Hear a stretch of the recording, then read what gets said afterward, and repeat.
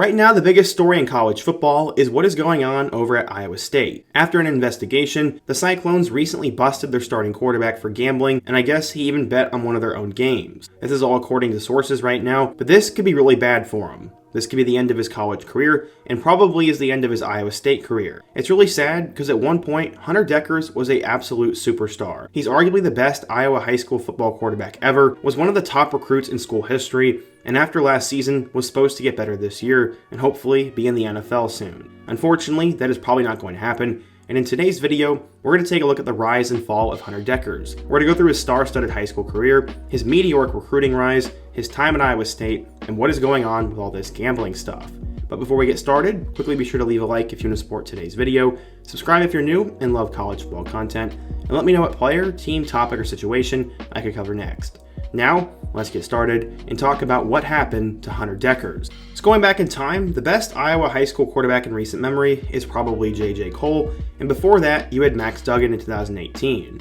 But sandwiched between the two of them was a guy who was seen as generational coming out of high school, and someone that could be even better than Brock Purdy at Iowa State. His name was Hunter Dekkers. Going back in time and over to a small town near Sioux City, Iowa, Hunter Dekkers was an Iowa kid through and through, but he also had a different heart. The quarterback came from a family of farmers, as his dad and brothers ran a feedlot, and their parents started the business back in the 1970s, and their grandpa also apparently fed cattle. Hunter, though, could not see that future for himself. When they go to his grandparents' house for Sunday dinner, his cousins wanted to see the cows while he'd stay in and watch football or baseball. He was from Hawarden, Iowa, which is a town of 2,700, and it's on the western border near South Dakota. His graduating class at West Sioux High School was only 55 students, and that was for a big year. During his childhood, Dekkers was always playing and excelling at all sports, and when he eventually arrived at West Sioux High School, he would quickly become a legend. For a while, he was just a decent starting high school quarterback at a low level, and then had a breakout season as a junior. He ended up producing an Iowa State championship that year as he threw for 3,641 yards, 48 touchdowns, and also had over 500 rushing yards and 7 scores on the ground. This was a huge season,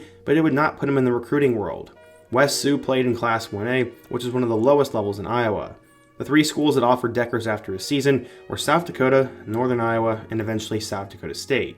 Those are pretty respectable schools for the FCS level. For months, him and his family thought he'd choose one of those nearby programs and that he was going to get his college paid for. But everything would change. The president of the Elite 11 spends most of his November and December going through all state lists and watching different huddle clips, and he's always in search of diamonds in the rough. That is when he stumbled upon Dekkers. One play into the first minute of his highlights got his attention. He said, quote, "He was rolling to his right and throwing against the grain, and it was a 50-yard bomb. You watch a little bit more tape after that play, and he had some physical tools and traits. Was he a slam dunk Power 5 guy? Not necessarily. But did he deserve to come out to an event and show what he could do? We thought so." He was invited to a regional Elite 11 camp from there, and when the quarterback showed up, he said he didn't feel any nerves. He said, quote, "I just told myself, no one here knows who I am. I just had to go there and play how I can." He then went and won an MVP camp in Nashville and gained multiple Power 5 offers after this.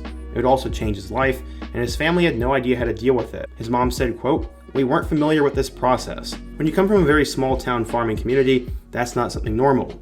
We were just very grateful for the opportunity." But one school seemingly had his heart, and he was eager to prove he belonged. But there was one problem. Iowa State already had a quarterback committed in Aiden Bowman, but when Coach Campbell watched him throw, he could not ignore Hunter that summer night in 2019. After the camp, he earned an offer from Iowa State, and this was a jaw-dropping performance for Matt Campbell. Coach Campbell said, quote, "He had the best camp I've ever seen a quarterback have in my tenure of coaching. He was flawless that night. Hunter always knew he had the talent to be there and that he could be the guy for Iowa State." He said, quote, "I wanted to go to that camp and show them what they were missing out on. That was my mindset coming in, and looking back on it, it was definitely one of the best decisions of my entire life to go to that camp because it changed my life." This led to high major college football interest, and he was your average 3-star recruit at this time, but he was also now ready to pick his school. At the time of his commitment, he chose Iowa State over Indiana and Purdue, and committed to Matt Campbell. The Cyclones showed strong interest in bringing in 2 quarterbacks that class, and at the time of his commitment, he was the number 9 player in Iowa and the number 31 dual threat quarterback nationally. It was crazy.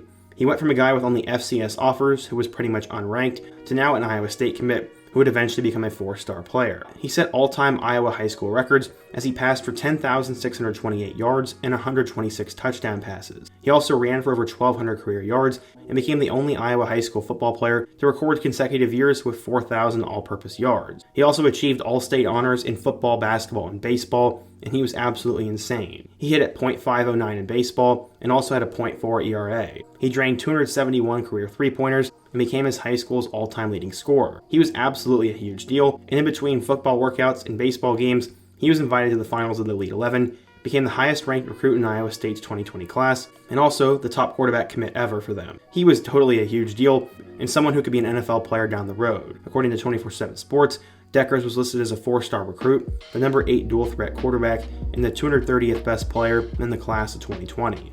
So, how would he do at Iowa State? He would arrive at Iowa State with a tremendous amount of hype and was always seen as the future of the program. He'd be behind Brock Purdy in 2020 and would end up appearing in 3 games, throwing for a touchdown pass against Kansas and running for a touchdown against Kansas State. The potential was obviously there, but you'd have to wait one more year as Purdy would decide to return. When he first came to Iowa State, he was still very raw though, as he had a ton to improve on, and during his time redshirting and being a backup, he built muscle, shed excess weight, and mastered the playbook and prepared ready for any moment. His first moment would come against Iowa in 2021, as in a really hyped up Cy-Hawk Trophy game. Purdy was absolutely horrible, and he got thrusted in. He ended up throwing for 114 yards and a touchdown, but it was too little too late, and they lost 27-17. Dekkers was ready for his moment. Purdy would take back over for the remainder of the season, and besides one touchdown against Oklahoma, he was once again just a backup. Going into 2022, Dekkers was now probably going to take over, and he had a ton of hype. His all-Big 12 receiver Xavier Hutchinson praised him all spring that he was a superstar in the making, and there were many sites that thought he could even be one and done, meaning he would start one season and then go off to the NFL. Well, how did the season end up going?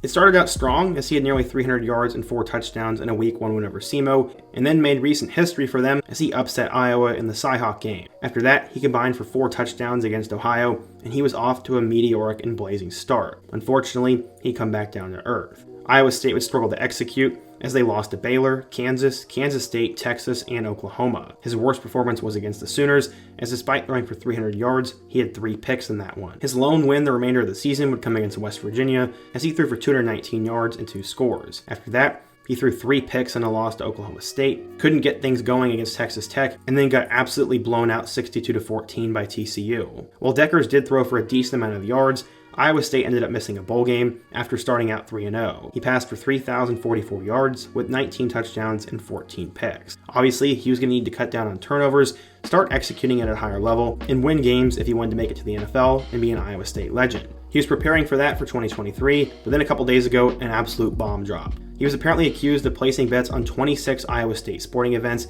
including a 2021 football game against Oklahoma State when he was a backup. A criminal complaint was filed against Dekkers by the Story County's attorney's office, and they charged him with tampering. The complaint was filed, and he apparently used DraftKings to make mobile or online sports bets that totaled over $2,700. Because of this, he could be permanently banned from the NCAA if found guilty, as they strictly prohibit student athletes from wagering on sports at their own schools, let alone their own games. Iowa State released a statement saying, quote, "We are in the process of gathering information and will have no further comment at this time." Today, they recently came out backing up the character of Hunter, and apparently he's going to plead not guilty, but if they have that kind of specific on him, then I'm not really sure what defense he has. At this point, he's trying not to get banned from the NCAA, and his 2023 season is for sure a wash. There's no way he suits up this fall, and there's no way Matt Campbell plays him even if he can. This is really sad, as Dekkers might be the poster child of the NCAA cracking down on this stuff, and I do hope it doesn't end his career. While what he did was definitely wrong, I don't think anybody wants to see him banned from the NCAA.